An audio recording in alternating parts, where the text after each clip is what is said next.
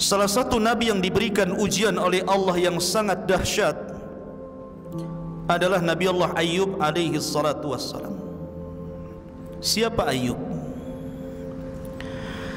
Dijelaskan oleh Imam Ibnu Ishaq, kana rajulan minar Rum. Nabi Ayyub adalah seorang laki-laki dari Romawi. Ada yang mengatakan sebagaimana dikisahkan oleh Al-Imam Ibnu Asakir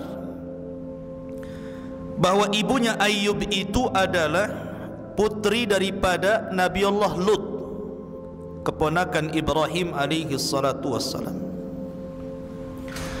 dan ayahnya adalah orang yang sezaman dengan Ibrahim, beriman dengan Ibrahim alaihi salatu wassalam ketika Ibrahim dilempar ke dalam api dalam kisah yang sudah saya kisahkan kemarin, Ashabul Uhdud. Tetapi yang masyhur bahwa Ayyub itu adalah keturunan Ibrahim. Tidak banyak dalam Al-Quranul Karim tentang kisah Nabi Ayyub, hanya disebutkan dalam beberapa ayat. Begitu juga dalam hadis-hadis Rasulullah tidak banyak. Yang sahih itu cuma 2, lebihnya dhaif. Sehingga tidak banyak dikisahkan seperti kisah Nabi Allah Musa, Ibrahim dan yang lainnya. Karena dalam Al-Quran sendiri, dari 25 Nabi dan Rasul itu, yang sangat detail itu cuma sedikit. Seperti kisah Musa, Ibrahim cukup detail. Ada juga kisah itu yang hanya diisyaratkan secara global, tapi ada yang tidak dikisahkan seperti Yasa, Zulkifli. Nah, Zulkifli ini salah satu anak Nabi Ayyub, nanti saya ceritakan di akhir cerita ya. Sehingga untuk membentangkan terlampau panjang kisah ini tentu banyak diambil dari Israiliyat, tapi kita akan cukupkan di dalam Al-Quran, hadis Nabi SAW yang sahih dan keterangan para ulama. Di dalam surah Al-An'am ayat 84, Allah mengatakan, wa min dzurriyyatihi Dawud wa Sulaiman wa Ayyub wa Yusuf wa Musa wa Harun. Dan termasuk anak keturunan Ibrahim adalah Nabi Allah Dawud, kemudian putranya Sulaiman, kemudian Nabi Ayyub, Yusuf, Musa dan Harun. Dalam surah Al-An'am disebutkan bahwa Ayyub keturunan Ibrahim. Kalau pendapat yang pertama, keturunan Lut, ibunya dari putri Lut dan ayahnya orang yang beriman kepada Ibrahim. Tapi pendapat ini dibantah. Jumhur ulama mengatakan bahwa Ayyub keturunan Ibrahim berdasarkan nas Al-Quran. Ma'asyiral muslimin yang dimuliakan Allah Azza wa Jalla, di dalam Al-Quran nama Ayyub itu salah satu nama yang dicantumkan secara nama dari 25 Nabi dan Rasul. Allah Subhanahu wa ta'ala berfirman, inna auhayna ilaika kama auhayna ila Nuhin wan nabiyyina min ba'di wa auhayna ila Ibrahim wa Ismail wa Ishaq wa Ya'qub wal asbat wa Isa wa Ayyub. Sesungguhnya kami wahyukan kepada wahai Muhammad sebagaimana kami wahyukan sebelumnya kepada Nuh dan para nabi setelahnya. Kemudian kami wahyukan kepada Ibrahim, kepada Ismail, kepada Ishak, kepada Ya'qub dan Asbat, dan juga Isa dan Ayyub. Sini Allah Subhanahu wa ta'ala menyebut kata Ayyub. Ayyub ini memiliki istri yang subhanallah sangat sabar. Ada yang mengatakan namanya adalah Lia ibn Ya'qub. Apakah Ya'qub putra Ishak? Wallahu a'lam. Tapi nama perempuan ini adalah Lia, wanita percontohan seluruh wanita. Sebagaimana suaminya sabar, dia juga sabar. Lalu apa ujian yang Allah Subhanahu wa taala berikan kepada Ayub alaihi salatu wasallam? Disebutkan di dalam surah As-Sad. Ini ujiannya. Allah mengatakan dalam surah As-Sad ayat 41, wadhkur abdana ayyuba idh nada rabbahu anni massaniya syaitanu binasbin wa adab. Ceritakan wahai Muhammad hamba kami ini, Ayub alaihi salatu wassalam, ketika dia menyeru Rabbnya dan mengatakan, ya Rabb, sesungguhnya syaitan telah menimpakan kepadaku binasbin wa adab, dengan berbagai macam nasb, ujian, keburukan, dan azab siksaan. Ada yang mengatakan bahwa syaitan itu datang kepada Allah Subhanahu wa taala setelah dia menggoda Ayub dan tidak berhasil, dan mengatakan, wajar saja Ayub tidak bisa digoda wahai Rabb, karena engkau berikan nikmat yang banyak. Karena Ayub itu pemilik tanah yang luas di zamannya. Di desanya itu dia orang kaya, kebunnya luas, ternaknya banyak, emasnya melimpah, kaya raya, dan memiliki 14 anak, semua laki-laki dan sukses, dan memiliki wanita yang sangat sabar, pembantu-pembantu, pokoknya nikmat yang luar biasa. Sehingga syaitan mengatakan, kalau engkau uji dia, saya yakin Ayub tidak akan tahan dengan ujian itu. Tetapi Allah Subhanahu wa taala mensifati Ayub dengan kesabaran. Ayub itu orang sabar. Mulailah Allah Subhanahu wa taala menguji Ayub dengan cara pertama, menghilangkan seluruh kekayaannya. Panennya gagal, ternaknya kemudian mati, emasnya habis, bangkrut dia. Ma'asyiral muslimin yang dimuliakan, kalau ini terjadi kepada manusia biasa, kepada kita, anda, saya, dan yang lainnya, orang kaya tiba-tiba bangkrut, kira-kira apa yang terjadi? Kalau tidak gila mendadak, gantung diri. Jangankan orang kaya bangkrut, caleg nggak jadi saja telanjang naik genteng, stres, baru tidak menjabat padahal masih bisa periode berikutnya. Tapi Ayub itu abdun saleh, abdun sabir, hamba yang saleh dan sabar. Sabar dia. Inna lillahi wa inna ilaihi raji'un. Semua toh milik Allah, kembali kepada Allah. Zuhud, kekayaannya bukan dalam hati, kekayaannya di tangan, sehingga kalau menghilangkan kekayaannya, hatinya tetap kepada Allah Subhanahu wa taala. Kemudian setelah itu Allah uji lagi. Tiba-tiba kemudian seluruh putra-putranya meninggal dunia. Ada yang mengatakan dalam cerita Israiliyat, wallahu a'lam, bahwa syaitan itu menjelma orang, kemudian pura-pura mengundang putra-putra Ayub untuk makan-makan di rumahnya. Semua diundang. Ketika putra-putra Ayub dalam rumah itu, tiba-tiba syaitan kemudian merobohkan rumah itu dan menimpa putra-putra Ayub, mati semua. Ingat, meninggal seorang anak itu jauh lebih terasa dibandingkan meninggal orang lain. Kalau orang kehilangan orang tua itu musibah, kehilangan istri musibah atau nikmat? Antum? Nikmat Ustaz, bisa ganti yang baru. Musibah. Kemudian hilang suami, musibah. Jangankan lagi wafat, poligami saja dibilang musibah sama istrinya. Ya.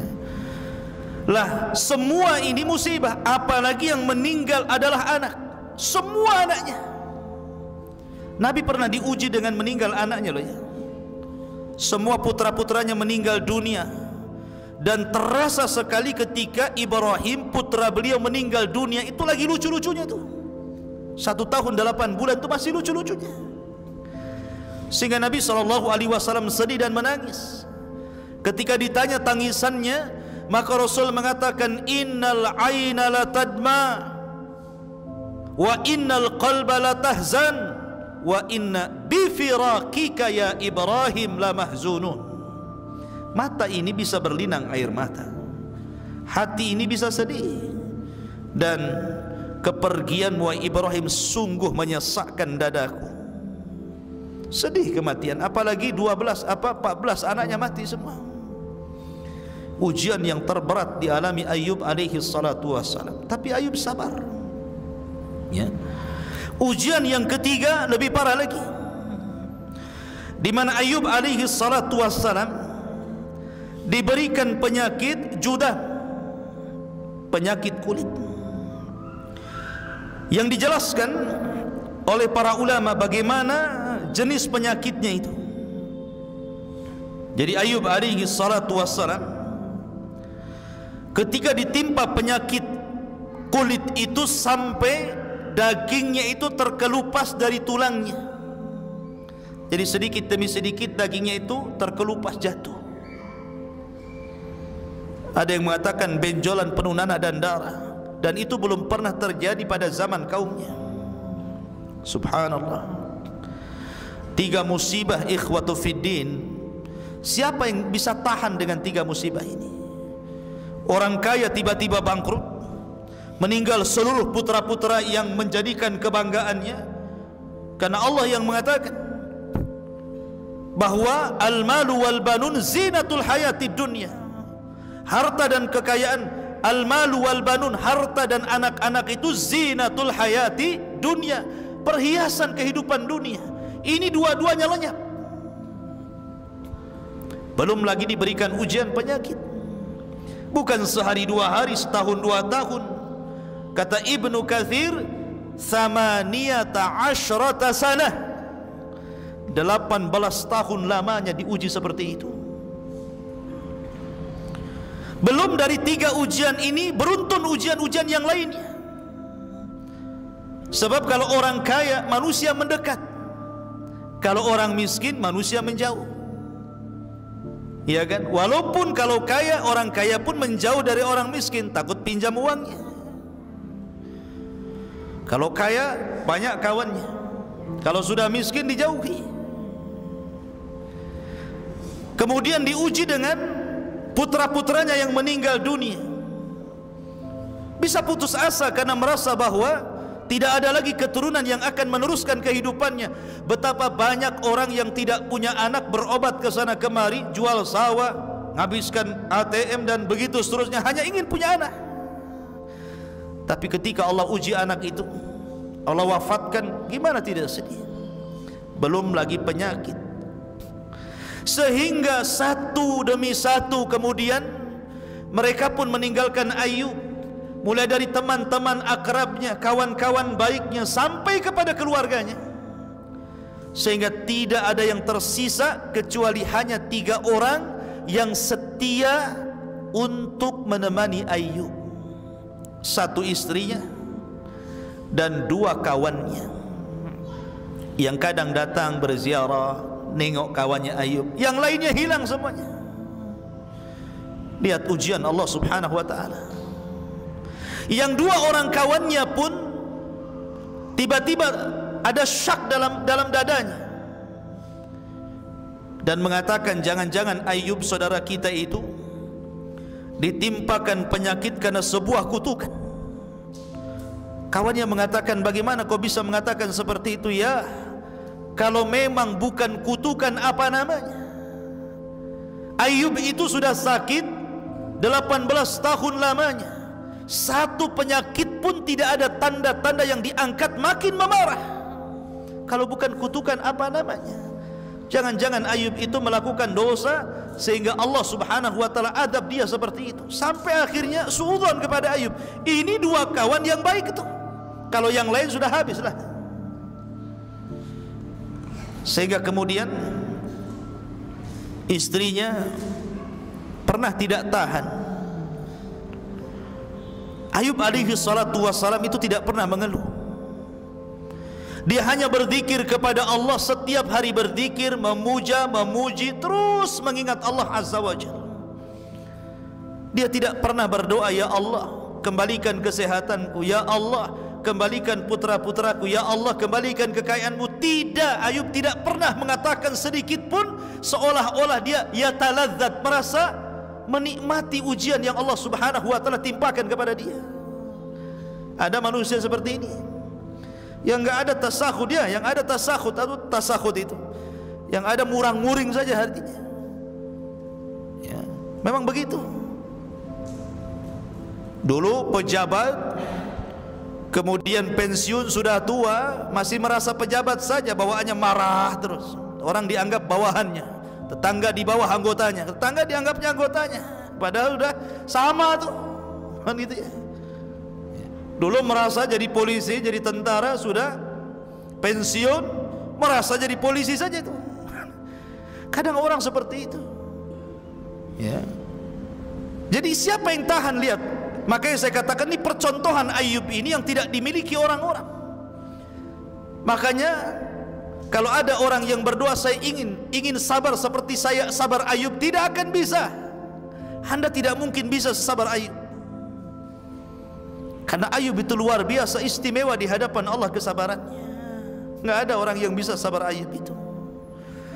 Ma'asyiral muslimin, sampai istrinya mengatakan, ya Ayub, lau da'auta rabbaka fa innahu sayastajibu lak. Wahai Ayub suamiku, seandainya engkau berdoa kepada Allah Subhanahu wa taala, berdoalah agar Allah menyembuhkan penyakitmu. Minimalnya mintalah kesembuhan, sudahlah yang lain itu bisa dicari, bisa diupayakan. Yang penting kau jangan sakit. Ya. Istrinya meminta kepada Ayub untuk berdoa kepada Allah, karena Ayub itu tidak mau berdoa, meminta kesembuhan. Dia asyik berzikir, memuja, memuji, terus mengingat Allah saja. Ayub mengingatkan nikmat kepada istrinya. Dia mengatakan kepada istrinya, wahai istriku, berapa lama kita diberikan nikmat oleh Allah, diberikan kekayaan, diberikan anak-anak, dihormati orang, dihargai, dipuji, berapa lama? Kata istrinya, thamaniyata sana, 8 tahun wahai suamiku. Maka Ayub mengatakan, wahai istriku, kalau Allah Subhanahu wa ta'ala telah memberikan kenikmatan kepada kita, thamaniyata sanatan wa ana fi sihhatin wa afiyah, diberikan kenikmatan 8 tahun dan saya dalam kondisi sehat dan diberikan afiah, kenikmatan yang banyak, maka bagaimana mungkin kita kemudian meminta kepada Allah sementara kita belum sampai kepada tahun nikmat Allah yang berikan kepada kita? Harus seimbang. Ya. Kalau Allah memberikan nikmat 8 tahun, maka diuji oleh Allah harusnya sabarnya 8 tahun baru meminta, begitu loh. Ini enggak, diberikan nikmat banyak, kita ini kadang-kadang ya, subhanallah, sampai dimudahkan urusannya, sekali diuji oleh Allah langsung kemudian dia terkapar. Ya Allah, kenapa asyik saya terus kau uji? Kenapa enggak tetangga sebelah saja? Dia kan ahli maksiat, suruh tetangganya yang sakit, ya kan? Tetapi Ayub alaihi salatu wassalam mengingatkan kepada istrinya, jangan, tidak sebanding nikmat dengan bala yang Allah timpakan kepada kita ini. Coba, siapa yang bisa mengucapkan kalimat itu? Tidak bisa. Tidak bisa, karena yang bisa mengucapkan kalimat ini hanya orang-orang yang sabar. Dari situlah wajar kalau Allah mengatakan, innama yuwaffas sabiruna ajrahum bighairi hisab. Allah akan berikan pahala bagi orang-orang yang sabar itu tanpa batas. Bahkan di zaman Rasul ada wanita yang suka kena penyakit ayan.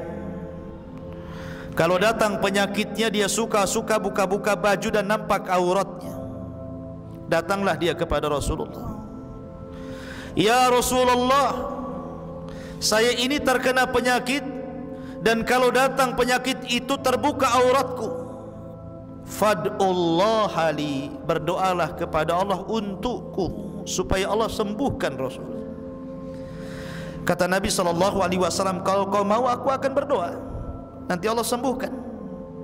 Wa in sabarti falahul jannah, wa in sabarti falakil jannah." Kalau engkau sabar, Allah akan janjikan kau surga. Milih sembuh atau milih surga? Akhirnya dia mengatakan, "Aku milih surga. Tapi berdoalah kepada Allah, ya Rasulullah, kalau memang penyakitku kambuh, janganlah sampai aku buka-buka auratku." Lihat kesabaran wanita ini, ya. Jadi sabar itu memang ujian. Di zaman Rasul ada wanita meninggal anaknya, kemudian dia nangis di kuburan, meraung-raung di kuburan. Rasul lewat di situ, kemudian dia mengatakan, "Ittaqillah, bertakwalah kau kepada Allah," kata Rasulullah. Wanita ini menyaut, "Ya, kau bisa mengatakan seperti itu karena ujian tidak menimpamu, ujian itu menimpaku." Kemudian orang ini pergi, dia tidak tahu ini Rasulullah. Kemudian ditanya, "Ya fulana, Rasulullah lah yang tadi nasihati kamu." Akhirnya dia kaget. Dikejarnya Rasul sampai ke rumahnya, rupanya tidak ada bawabah. Rumahnya Rasul itu tidak ada security, apalagi gerbang, apalagi dikasih anjing galak, tidak. Rasulullah itu rumahnya blong, semua orang bisa masuk. Padahal orang nomor 1 tuh, ya. Sekarang baru sekelas RT saja ada satpamnya, ya. Nabi SAW terbuka rumahnya, datang wanita itu minta maaf. Maka Rasul menasihati, "Inna sabra fi sadmatil ula," kata Rasulullah. Sabar itu dianggap sabar itu pada pukulan pertama. Ketika hari ini kena musibah, hari ini kita sabar, itu namanya sabar. Kalau sudah 1 bulan bukan sabar, kadong namanya, ya. Sabar itu ketika kena musibah, di awal kali acap musibah itu datang, itulah sabar. Ma'asyiral muslimin yang dimuliakan Allah Azza wa Jalla, ketika Ibrahim alaihi salatu wassalam, Ayub alaihi salatu wassalam semakin memarah sakitnya, yang mencari nafkah siapa? Istrinya. Istrinya yang mencari nafkah ke sana kemari. Subhanallah. Kalau seandainya wanita sekarang memposisikan menjadi istrinya Ayub, pasti langsung datang ke pengadilan agama. Minta apa? Khulu, kan gitu ya. Karena wanita sekarang, maaf ibu ya, akalnya kurang. Ya, kalau suaminya lagi sehat, apalagi kerjanya bagus, ada istilah, ya, abang sayang kalau banyak uang, kan gitu. Abang ku tendang kalau habis uangnya, kan gitu. Artinya bahwa posisi seorang wanita itu penting dalam rumah tangga. Jangan hanya ketika senang sehat suaminya, ketika susah justru disitulah pahala yang sesungguhnya. Itulah pahala yang sesungguhnya seorang istri ketika merawat suaminya. Kalau suami lagi sehat, apa yang dirawat? Tapi ketika suami sakit, itulah pintu sorga selebar-lebarnya di situ. Itulah baiti jannati, sorgaku adalah rumahku itu. Ini istrinya Ayub di percontohan. Dia yang cari nafkah karena memang Ayub terbaring tidak bisa apa-apa. Apalagi orang-orang menjauh melihat Ayub saja, orang menjauh takut. Bagaimana mau cari kerjaan? Kalaupun dia bisa, kemudian jalan gitu ya. Akhirnya istrinya pun menyembunyikan diri kalau dia istrinya Ayub, supaya orang tidak tahu. Kalau tahu, orang pun tidak mau menerima dia sebagai pekerja, takut tertular penyakitnya. Sampai seperti itu musibahnya, ya.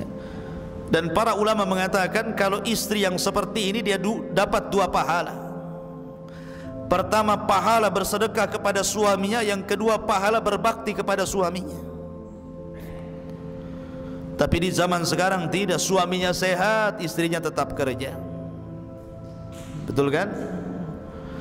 Istrinya kerja, suaminya sehat, padahal dibalik kata suaminya, kola yang kerja, biar aku yang masak, yang urus anak, yang ngepel, yang ini. Dunia terbalik. Ma'asyiral muslimin yang dimuliakan Allah Azza wa Jalla, suatu ketika sudah ketahuan bahwa dia istrinya Ayub, satu persatu orang itu tidak mau memakai dia sebagai pekerjanya. Sampai akhirnya apa yang harus dilakukan? Terpaksalah dia menjual rambutnya. Istrinya Ayub itu rambutnya panjang. Ayub itu kalau bangkit dari tidurnya terkadang memegang rambutnya supaya bisa bangkit. Tiba-tiba dijual, dan di zaman itu rambut itu sangat berharga. Di zaman itu, di zaman kita kecil-kecil saja kan begitu, rambut itu dijual kan, dijadikan gelung untuk pengantin, dirias gitu ya. Karena ada tuh orang-orang yang jual rambut itu. Nah di zaman itu rambut masih berharga untuk kecantikan wanita, walaupun dalam Islam dilarang. La'anallahu, Allah melaknat mutawassilah, orang-orang yang suka menyambung rambut, wanita-wanita yang suka menggelung, menyambung rambut asli dengan palsunya. Dilaknat wanita seperti itu. Itu di masa Rasulullah, ajaran Islam dilaknat, tidak boleh.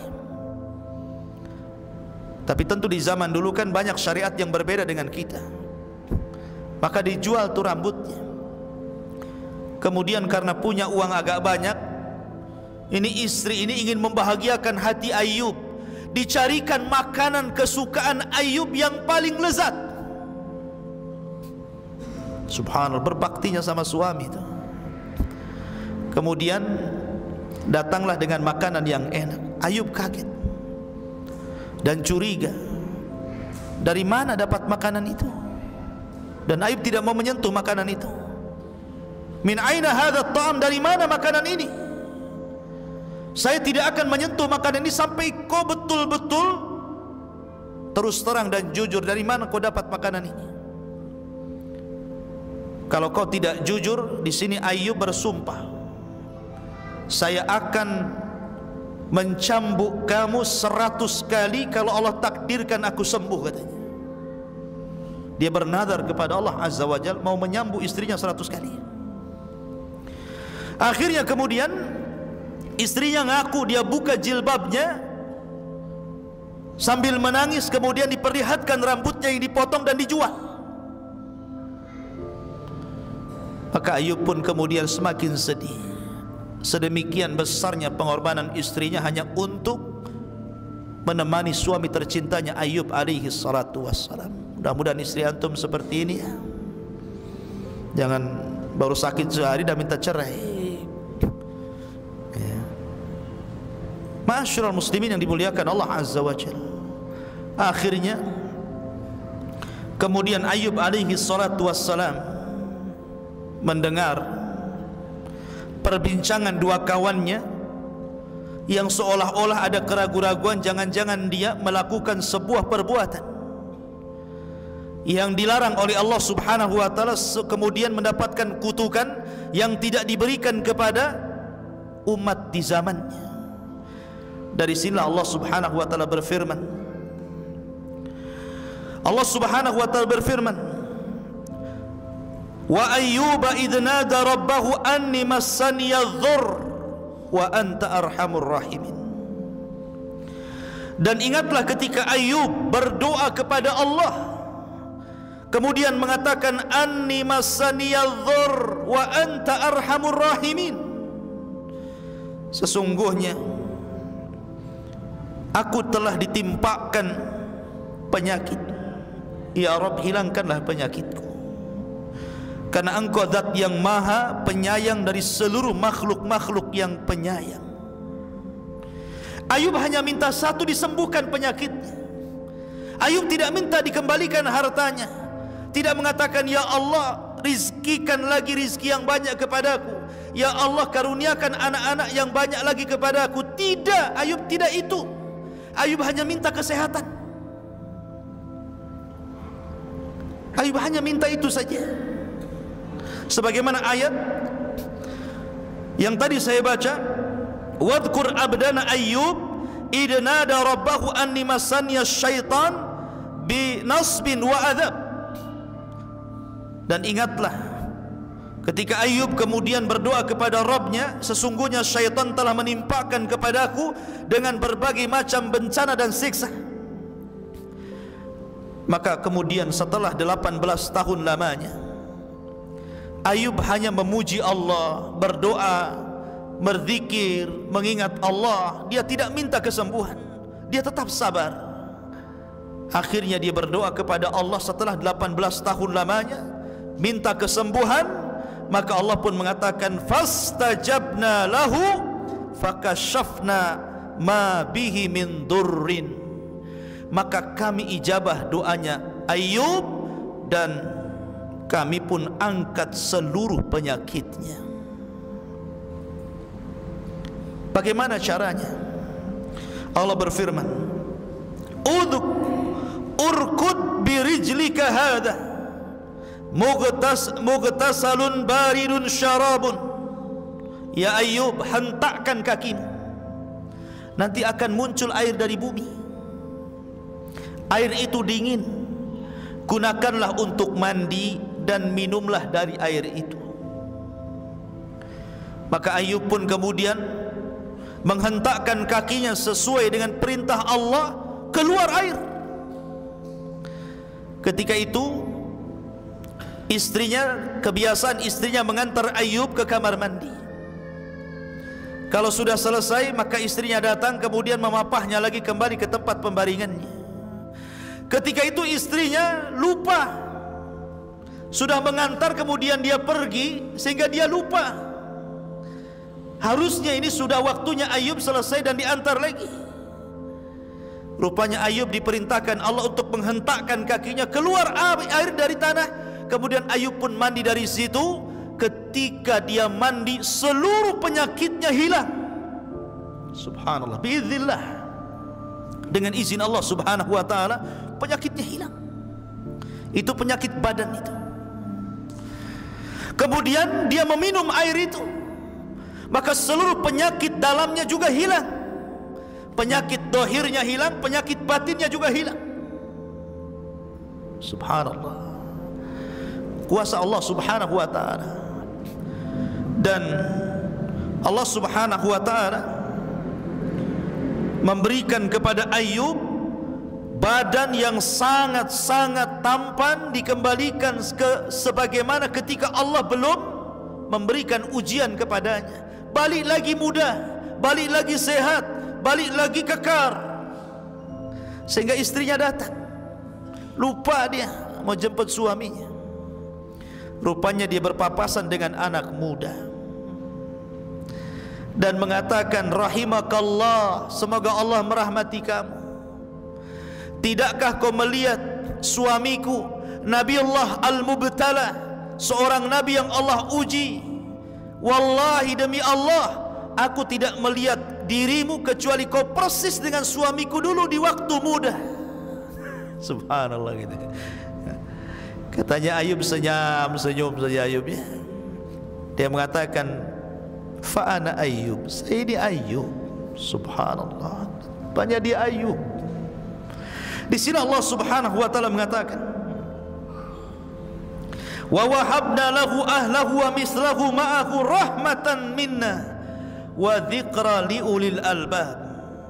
Maka kami kemudian berikan lagi keluarganya dan yang semisal mereka sebagai rahmat dari kami dan untuk diingat bagi orang-orang yang punya akal. Dalam ayat yang lain, wa atainahu ahlahu wa mislahum ma'ahum rahmatan min indina wa dzikra lil abidin. Dan kami datangkan kembali keluarganya dan yang semisal mereka bersama mereka sebagai rahmat dari sisi kami dan untuk sebagai peringatan bagi hamba-hamba yang senantiasa beribadah kepada Allah subhanahu wa ta'ala. Ma'asyiral muslimin yang dimuliakan Allah Azza wa Jalla, ada beberapa penafsiran bahwa ketika Allah Subhanahu wa taala mengembalikan putra-putranya, ada yang mengatakan ahyahumullahu bi'ayanihim, artinya Allah hidupkan kembali yang sudah mati itu hidup lagi. Itu satu penafsiran. Penafsiran yang kedua, artinya ajarahu fi man salafa wa awadahu anhum fid dunya badalahum, artinya Allah memberikan balasan dan ganjaran yang besar terhadap kesabaran Ayub, yang di waktu diberikan musibah dia tetap bersabar. Karena kesabarannya itu akhirnya Allah ganti lagi, Allah lahirkan dari dia putra-putranya 2 kali lipat daripada anak yang meninggal. Yang tadinya 14, ya 2 kali lipat putranya, banyak lagi ya. Hartanya 2 kali lipat lagi. Subhanallah. Inilah kesabaran. Makanya kenapa Rasul mengatakan ajaban li amril mu'min, in asabat husarra syakara fakanat khairan lahu, wa in asabat khudharra sabara fakanat khairan lahu, wa kana dzalika illa li mu'min. Sungguh heran perkaranya seorang mukmin itu. Kalau ditimpa kebaikan syukur dia, kalau ditimpa musibah sabar dia, dan itu baik dua-duanya, mau musibah mau kenikmatan, baik bagi seorang mukmin itu. Karena terkadang ujian harta itu lebih berat dibandingkan ujian musibah. Kalau orang sakit paling tinggi terbaring, apalah gitu kan, dia sabar ya. Tapi kalau diberikan harta, semua fasilitas maksiat di genggamannya. Mau apa dia? Mau minum khamar tinggal beli, mukul orang bayar preman, bunuh orang bayar tukang sihir, apalagi ya kan? Ujian orang yang punya harta itu berbeda dengan ujian orang fakir, orang-orang yang miskin. Terkadang ujian harta itu lebih berat dibandingkan ujian kemiskinan.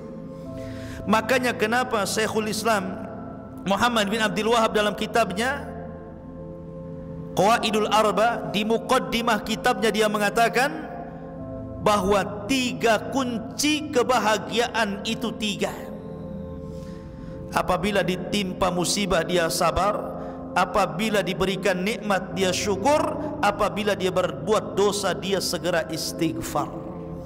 Itulah kunci kebahagiaan. Ma'asyiral muslimin yang dimuliakan Allah Azza wa Jalla, ketika kemudian Ayub alaihi salatu wassalam sudah disembuhkan, artinya satu nikmat sudah dikembalikan. Satu nikmat dikembalikan, karena nikmat sehat itu nikmat yang sangat agung, ikhwan. Terkadang orang menyanyiakan nikmat sehat baru terasa kalau dia sakit, baru terasa kalau mulailah kolesterol tinggi, asam urat tinggi, darah tinggi, mulailah dia terasa gitu kan. Kenapa waktu sehat tidak digunakan sebaik mungkin? Makanya Rasul mengatakan ni'matani maghbunun katsirun minan nas, as-sihhatu wal faragh. 2 nikmat terkadang manusia lupa, sehat dan waktu luang. Lah Ayub alaihi salatu wassalam ketika itu teringat dengan nazarnya. Nazar apa? Memukul istrinya kan. Dia kan sudah nazar dulu mau pukul istrinya. Maka Allah Subhanahu wa taala menurunkan Al-Qur'an kepada Nabi sallallahu alaihi wasallam menghabarkan bagaimana Ayub kemudian melaksanakan nazarnya. Apa kata Allah? Wa khudh biyadika dhigsan fadrib bihi wa la tahnath inna wajadnahu sabiran ni'mal abdu innahu awwab. Ambillah wahai Ayub seikat rumput, hitung 1, 2 sampai 100 rumput, ikat jadi 1. Pukullah istrimu dengan ikatan rumput itu sekali saja, itu sama dengan 100 kali cambuk. Kenapa Allah Subhanahu wa taala memerintahkan seperti itu dan memberikan rahmatnya kepada istrinya Ayub, Lia ibn Ya'qub ini, karena kebaikannya. Kebaikan istri kepada suami ini luar biasa, ya kan? Makanya kemudian Allah mengatakan, sudah, wala tahnas, kamu tidak boleh mengingkari nadarmu, sumpahmu harus tetap dilaksanakan. Lalu bagaimana caranya? Ambil satu ikat rumput, hitung sampai 100, pukulkan satu kali, itu sudah cukup. Kemudian setelah itu dijelaskan bagaimana Allah Subhanahu wa taala mengembalikan kekayaan Ayub alaihi salatu wassalam. Dijelaskan dalam sebuah riwayat. Jadi ketika Ayub alaihi salatu wassalam sedang mandi dia, tiba-tiba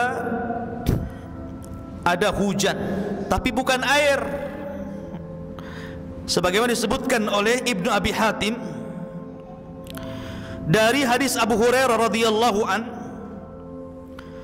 lamma afallahu Ayyub alaihi salam, ketika Allah memberikan kesembuhan kepada Ayub alaihi salatu wassalam, amtara alaihi jaradan, tiba-tiba belalang jatuh dari langit, hujan belalang.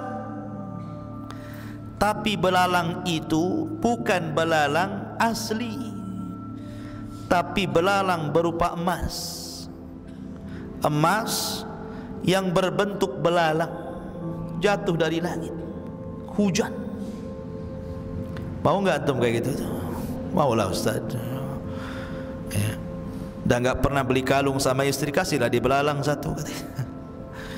Jadi belalang emas, ya, jaradan min zahab. Faja'ala ya'khudhu biyadihi, maka kemudian Ayub pun mengutip satu-satu itu belalang emas itu. Wa yaj'alu fi thawbihi, kemudian dikumpulkan di pakaiannya. Qala, dan mengatakan, dikatakan kepada Ayub, Allah berfirman, ya Ayub, ama tashba', wahai Ayub, belum kenyang kamu? Sudah kau sembuhkan, masih juga kau mau mengambil belalang-belalang emas itu? Maka Ayub mengatakan, ya Rabb, wa man yashba min rahmatika. Ya Rabb, siapa yang kenyang dari rahmatmu? Saya tidak pernah kenyang untuk mendapatkan belas kasih sayang, kasih sayangmu. Aku tidak akan pernah kenyang untuk terus meminta kasih sayangmu ya Rabb. Akhirnya kemudian dikumpulkan emas-emas itu sampai akhirnya satu lumbung, semuanya emas belalang itu. Disitulah Allah Subhanahu wa taala kembalikan lagi kekayaannya. Dia beli lagi kebun, dia beli lagi ladang. Kemudian orang pun mulai satu persatu mendekat kepada Ayub alaihi salatu wassalam. Maka Ayub dikembalikan semua nikmatnya. Al jaza'u min jinsil amal, balasan itu disesuaikan dengan amalannya.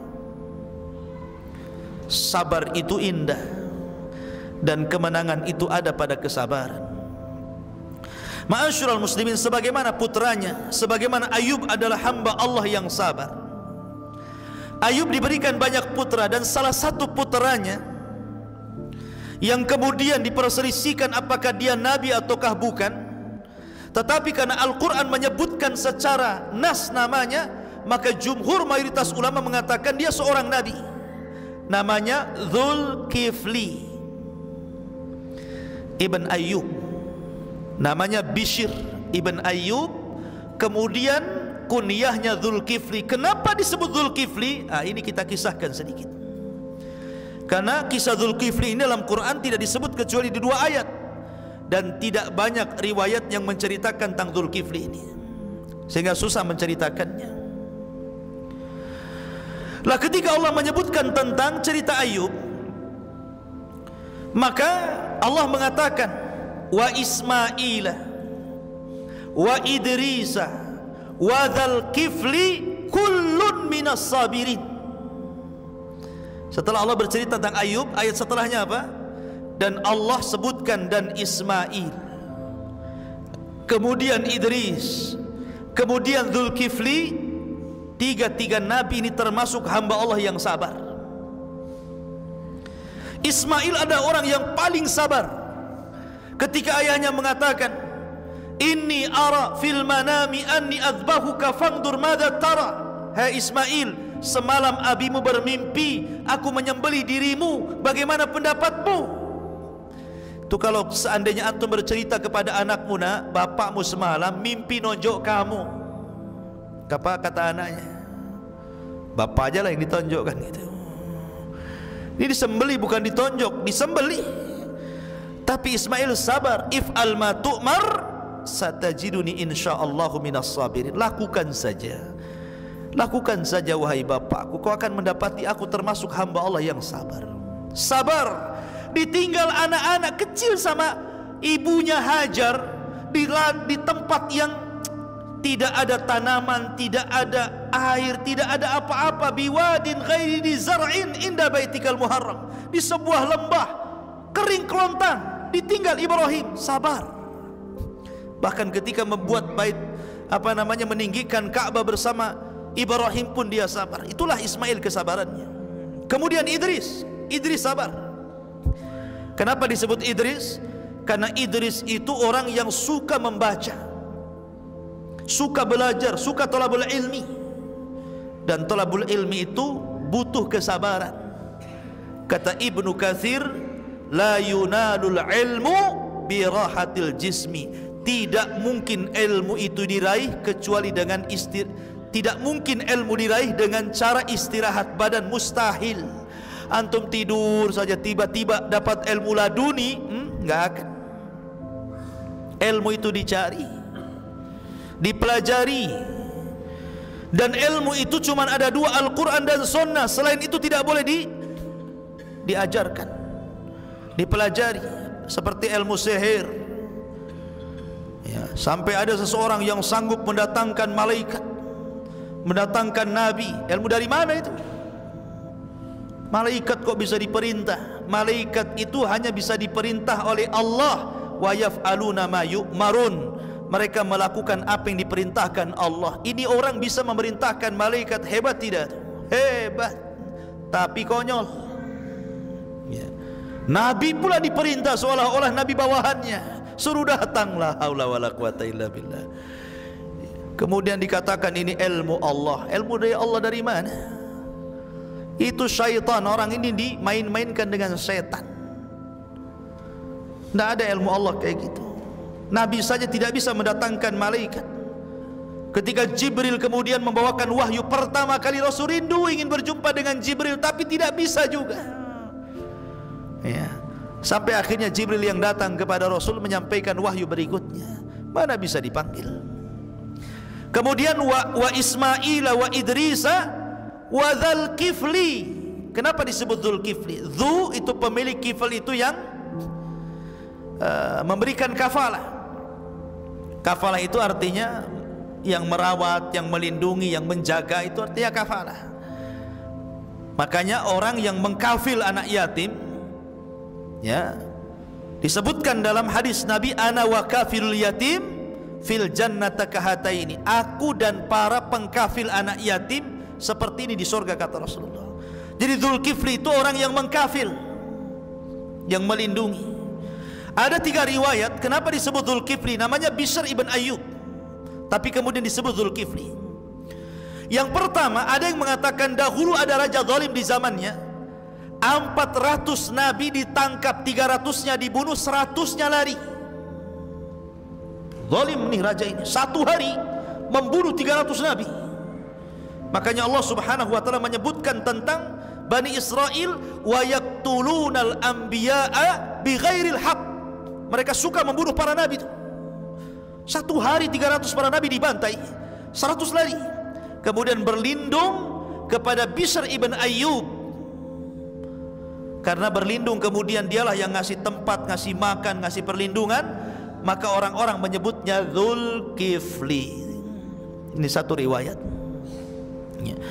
Ada yang mengatakan bahwa Dzulkifli itu disebut Dzulkifli karena dia orang kaya, mewarisi kekayaan Ayub alaihi salatu wassalam, dan dialah yang mengkafir orang-orang fakir di zamannya. Jadi ada orang kafir, dirawatnya, dikasih makan di sini di situ. Akhirnya ketika meninggal, orang-orang pun menyebutnya Dzulkifli. Tapi riwayat yang paling sahih wallahu a'lam, yang terakhir, bahwa ketika itu masyarakat di zamannya hendak memilih seorang raja, tapi harus memiliki 3 sifat. Satu, dia harus suka puasa, puasa terus. Yang kedua, dia harus tukang sholat malam terus. Kemudian yang ketiga, dia harus bisa memutuskan setiap perkara manusia dan tidak boleh marah. Nggak boleh marah. Seumur hidupnya nggak boleh marah. Ada yang nggak bisa marah? Yang nggak bisa marah banyak, yang bisa marah lebih banyak. Orang kan diberikan marah, makanya Rasul mengatakan la taghdab, la taghdab, la taghdab, faraddada miraran, kan gitu. Jangan marah, jangan marah, jangan marah. Berkali-kali Rasul mengucapkan seperti itu. Ini kalau dia berkuasa tidak boleh marah sedikit pun. Coba, berat nggak itu?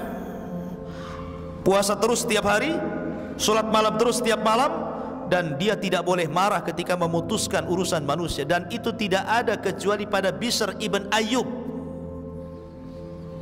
Dia setiap hari sholat itu 100 rakaat, sabar, tidak pernah marah.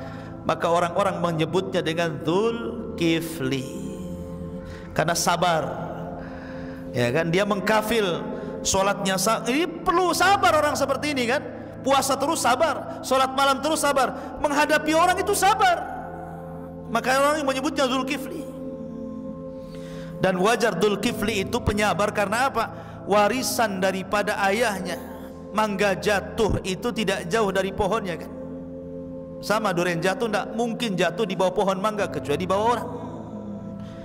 Artinya bahwa kesabaran ini melahirkan kesabaran dan kesabaran. Begitulah kisah Nabi Ayub alaihi salatu wassalam. Sudah pas jam 9. Taib, kita ada tanya jawab, silakan. Kalau ada yang mau bertanya, kita break dulu.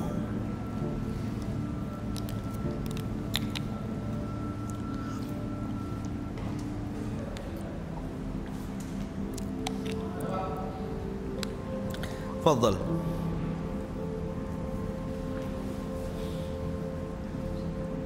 Assalamualaikum warahmatullahi wabarakatuh. Waalaikumsalam.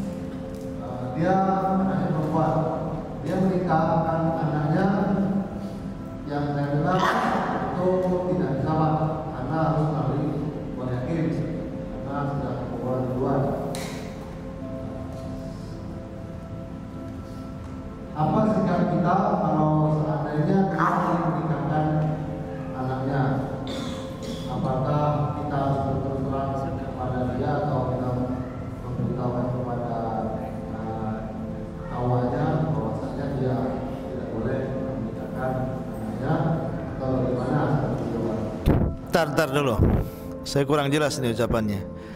Anak ini hasil zina, taib. Kemudian anak perempuan sudah besar mau nikah, iya.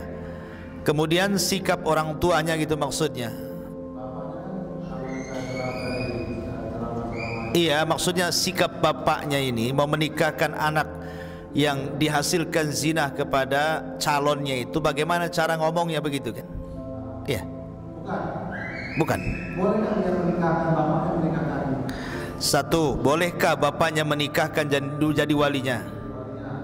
Dua. Yang kedua, seandainya kalau kita berada di posisi seperti itu, tanggapan sikap kita tuh harus bagaimana seperti itu? Iya.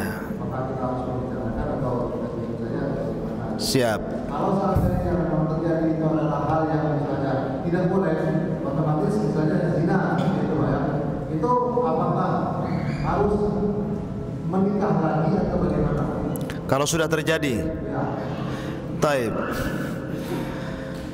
Yang pertama, anak hasil zina itu dinasabkan kepada ibunya, karena nasab yang mulia itu dari nasab syar'i yang diikat dengan pernikahan. Tidak boleh dinasabkan kepada bapaknya. Bagaimana kalau bapak yang menzinahi wanita itu menikahi wanita itu? Apakah bisa jadi bapaknya? Tidak. Tetap dia bukan bapaknya. Dia jadi mahram dengan anak zinahnya itu karena menikahi ibunya. Sama dengan menikahi seorang janda yang punya anak namanya Robib atau Robibah dalam Quran itu. Anak bawaan disebut Robib atau Robibah. Kalau laki-laki Robib, kalau perempuan Robibah. Ya, jadi kenapa bapak zinahnya menikahi ibunya dan menjadi mahram itu karena dinikahi ibunya. Kalau tidak menikah dengan ibunya tidak mahram. Karena itu hanya anak biologis, secara biologis saja, tapi secara syar'i tidak, terputus hubungannya. Secara biologis supaya tidak boleh menikah, tapi bukan karena mahram, tapi karena ada hubungan biologis, tidak boleh menikah. Kalau mahram bukan mahram lagi. Kalau ingin jadi mahram nikahi ibunya, jadi mahram dia. Lah karena dia bukan mahram yang asli kecuali karena menikahi dengan ibu zinahnya, maka dia bukan ayahnya. Walaupun secara kandung dia anak kandungnya secara biologis ya, tapi secara syar'i itu bukan ayahnya. Maka tidak berhak menikahi anak zinahnya. Lalu siapa yang menikahinya? Maka yang menikahi, yang jadi walinya, sebagaimana sabda Rasul, fasultanun waliyun man la waliyalahu. Penguasalah yang menjadi wali bagi wanita yang tidak punya wali. Dalam hal ini ya Pak Kuah, wali hakim namanya.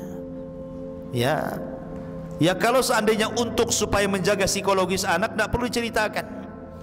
Pas dinikahkan itu ya bilang saja sama hakim, sama Pak Kuah, ini sebenarnya anak ini bukan anak saya begini. Nanti kan akan ada solusi dari Pak Kuah tuh. Pak Kuah kan tahu agama kan itu ya. Bagaimana caranya? Nanti dia paham lah. Kecuali kalau saya petugas Kuah.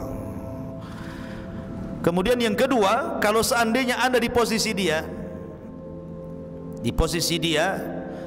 ya, tidak perlu, tidak semua aib diceritakan.